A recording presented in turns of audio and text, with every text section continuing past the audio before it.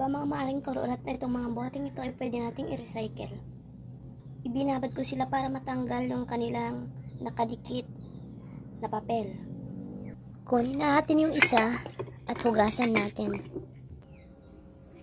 Hugasan natin yung mga karurat. Bali, binabad ko kasi ito sa tubig para matanggal kaagad yung papel niya.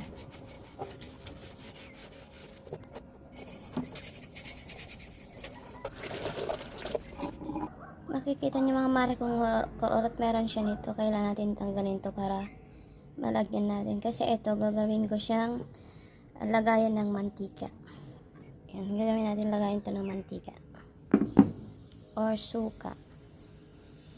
Gamitin natin siya ng soldering iron para matanggal yung nakadikit dyan.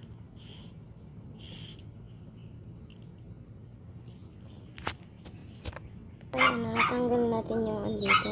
Meron siyang buli. Nakuhang jones. So, yun guys. At natanggal na natin yung andito niya. Ayan, yung andyan niya na ano. So, pwede natin itong i-drain. Ito, pwedeng tanggalin ito. Tapos, palitan mo na lang ng cork. Pwede rin. Pero ako, gamitin ko pa rin yung old na ano niya. Takip. Ayan.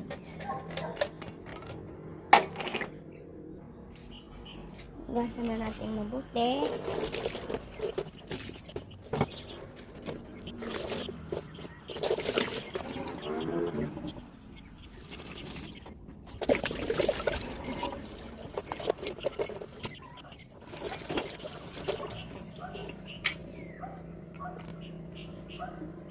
Ayan. Pwede na siyang patuyuin at lagyan ng lagyan ng mantika or suka.